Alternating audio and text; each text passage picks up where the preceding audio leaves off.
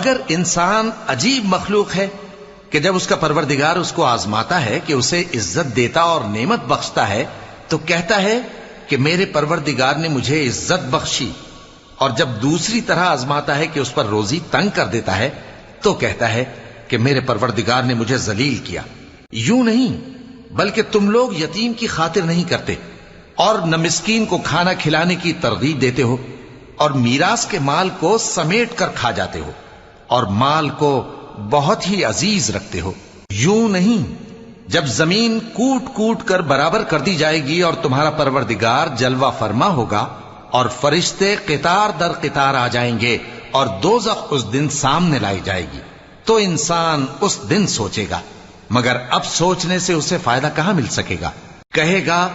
کاش میں نے اپنی اس زندگی کے لیے کچھ آگے بھیجا ہوتا، تو اس دن نہ کوئی اللہ کے عذاب کی